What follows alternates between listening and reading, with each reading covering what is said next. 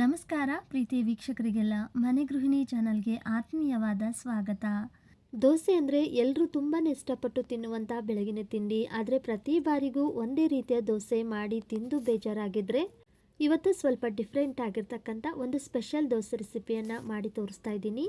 ನೋಡ್ತಾ ಇದ್ದೀರಲ್ಲ, ದೋಸೆ ಯಾವ ಥರ ಕಲರ್ ಆಗಿ ಹೊರಗಡೆಯಿಂದ ಗರಿ ಆಗಿ ಒಳಗಡೆಯಿಂದ ಸಾಫ್ಟ್ ಆಗಿರ್ತಕ್ಕಂಥ ದೋಸೆ ರೆಡಿ ಆಗಿದೆ.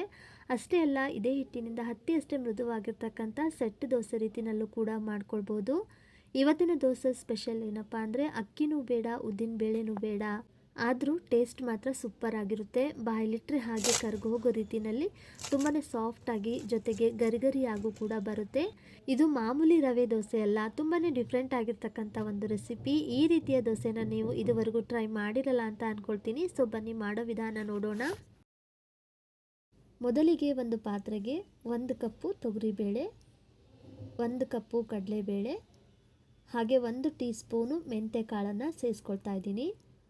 ಒಂದು ಸತಿ ಚೆನ್ನಾಗಿ ಮಿಕ್ಸ್ ಮಾಡಿಕೊಂಡು ನಂತರ ಇದಕ್ಕೆ 1 ಕಪ್ ಆಗುವಷ್ಟು ಅವಲಕ್ಕಿನೂ ಕೂಡ ಸೇರಿಸ್ತಾ ಇದ್ದೀನಿ. ಮಾಮೂಲಾಗಿ ನಾವು ಅವಲಕ್ಕಿ ಉಪ್ಪಿಟ್ಟು ಮಾಡ್ತೀವಲ್ವ, ಅದೇ ಅವಲಕ್ಕಿನೇ ನಾನಿಲ್ಲಿ ಬಳಸ್ತಾ ಇರೋದು.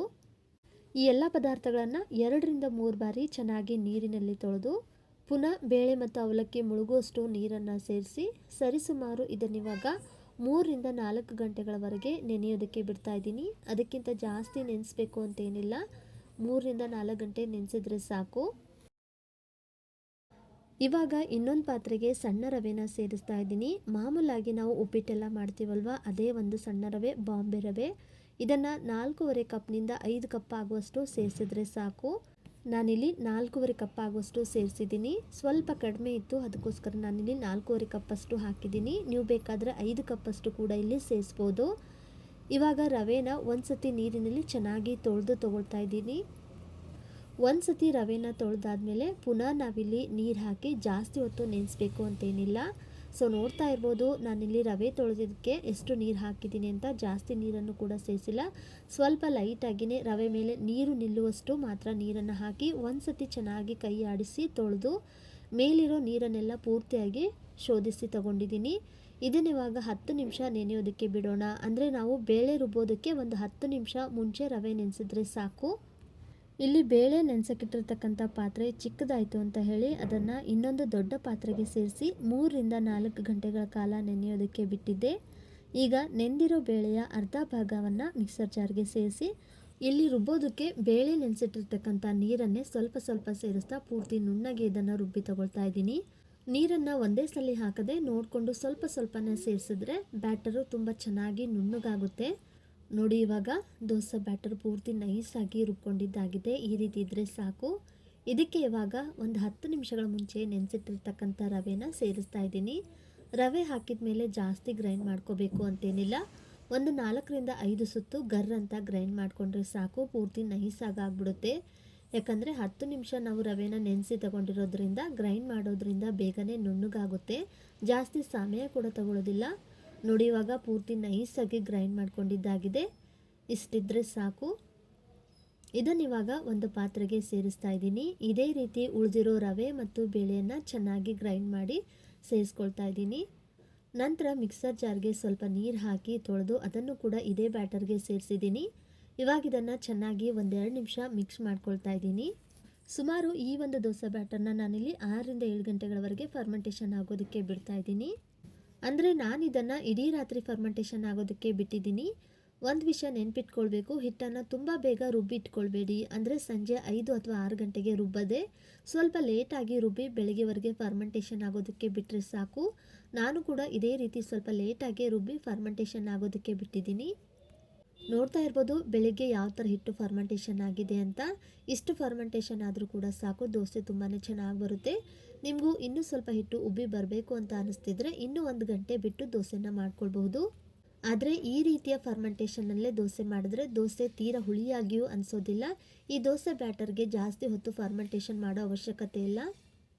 ಈಗ ರುಚಿಗೆ ತಕ್ಕಷ್ಟು ಉಪ್ಪು ಜೊತೆಗೆ ಸ್ವಲ್ಪ ಸಕ್ಕರೆ ಪುಡಿನ ಸೇರಿಸ್ತಾ ಇದ್ದೀನಿ. ಇದರಿಂದ ದೋಸೆಗೆ ಒಂದೊಳ್ಳೆ ಗೋಲ್ಡನ್ ಕಲರ್ ಬರುತ್ತೆ. ಜೊತೆಗೆ 1/4 ಟೀ ಸ್ಪೂನ್ ಆಗುವಷ್ಟು ಅಜ್ವೇನ ಸೇರಿಸ್ತಾ ಇದ್ದೀನಿ. ಅಜ್ವೇನ ಅಂದರೆ ಓಂ ಕಾಳು ಅಂತಲೂ ಕೂಡ ಹೇಳ್ತಾರೆ.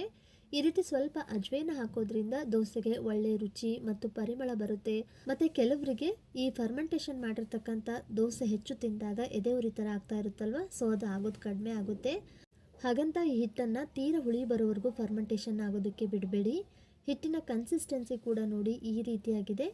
ಇಷ್ಟಿದ್ರೆ ಸಾಕು ದೋಸೆ ಮಾಡೋದಕ್ಕೆ ಪರ್ಫೆಕ್ಟಾಗಿ ಹಿಟ್ಟು ರೆಡಿ ಇದೆ ಅಂತಲೇ ಅರ್ಥ.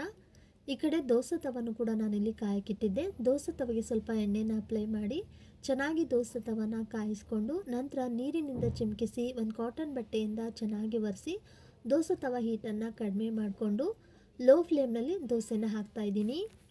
ದೋಸೆ ಹಾಕಾದ ನಂತರ ಗ್ಯಾಸ್ ಫ್ಲೇಮನ್ನು ಸ್ವಲ್ಪ ಮೀಡಿಯಮ್ ಉರಿಗಿಂತ ಜಾಸ್ತಿ ಉರಿನಲ್ಲಿಟ್ಟು ದೋಸೆನ ಬೇಯಿಸಬೇಕಾಗುತ್ತೆ. ನೋಡಿ, ದೋಸೆ ಮೇಲ್ಭಾಗ ಸ್ವಲ್ಪ ಬೆಂದಿದೆ ಅಂದಾಗ ನಾನಿಲ್ಲಿ ಬೆಣ್ಣೆನ ಅಪ್ಲೈ ಮಾಡ್ತಾ ಇದ್ದೀನಿ.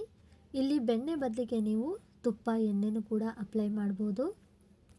ಆದರೆ ಸ್ವಲ್ಪ ನಾವಿಲ್ಲಿ ಬೆಣ್ಣೆ ಅಥವಾ ತುಪ್ಪನ ಅಪ್ಲೈ ಮಾಡ್ತಾ ದೋಸೆನ ಬೇಯಿಸೋದ್ರಿಂದ ದೋಸೆಗೆ ಒಂದೊಳ್ಳೆ ಬಣ್ಣ ಹಾಗೆ ರುಚಿ ಕೂಡ ತುಂಬಾ ಚೆನ್ನಾಗಿ ಬರುತ್ತೆ. ನಂತರ ದೋಸೆನ ಸ್ವಲ್ಪ ಗೋಲ್ಡನ್ ಬ್ರೌನ್ ಕಲರ್ ಬರೋವರೆಗೂ ಚೆನ್ನಾಗಿ ಬೇಯಿಸ್ಕೊಳ್ಬೇಕು. ಸೊ ನೋಡ್ತಾ ಇದ್ದೀರಲ್ಲ, ಈ ರೀತಿ ಸ್ವಲ್ಪ ನಾನು ಕೆಂಪಿಗೆ ಚೆನ್ನಾಗಿ ದೋಸೆನ ಬೇಯಿಸ್ಕೊಂಡಿದ್ದೀನಿ. ನೋಡಿ ಎಷ್ಟು ಸೂಪರಾಗಿ ತೆಳುವಾಗಿ ಗರಿಗರಿಯಾಗಿ ದೋಸೆ ರೆಡಿ ಆಗಿದೆ ಅಂತ. ತುಂಬಾ ಈಸಿಯಾಗಿ ಮನೆಯಲ್ಲಿ ಮಾಡ್ಕೊಳ್ಬೋದು. ಸೊ ನೋಡಿ, ಕಲರ್ ಕೂಡ ನೋಡಿ ಎಷ್ಟು ಚೆನ್ನಾಗಿ ಬಂದಿದೆ ಅಂತ. ಅಕ್ಕಿ ಉದ್ದಿನ ಬೇಳೆ ದೋಸೆಯನ್ನೇ ಮೀರಿಸುವಷ್ಟು ರುಚಿಯಾಗಿರೋ ಈ ರವೆ ದೋಸೆ ಎಷ್ಟು ಸುಲಭ ಅಂತ ನೋಡ್ತಾ ಇದ್ದೀರಲ್ಲ.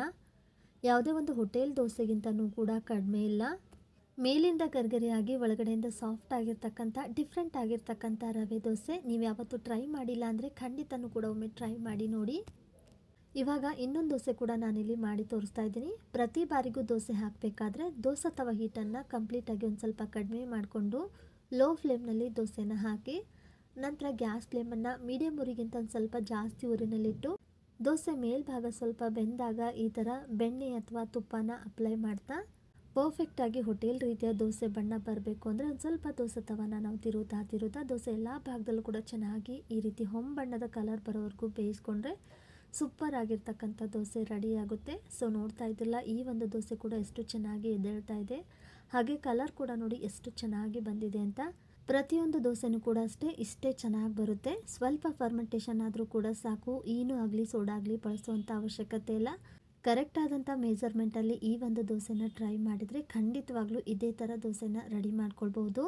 ನೋಡಿ, ಕ್ರಿಸ್ಪಿ ಆಗಿರ್ತಕ್ಕಂಥ ದೋಸೆ ಅಷ್ಟೇ ಅಲ್ಲದೆ ಸಾಫ್ಟ್ ಆಗಿರ್ತಕ್ಕಂಥ ಸೆಟ್ ದೋಸೆ ರೀತಿಯಲ್ಲೂ ಕೂಡ ಈ ದೋಸೆನ ರೆಡಿ ಮಾಡ್ಕೊಳ್ಬೋದು.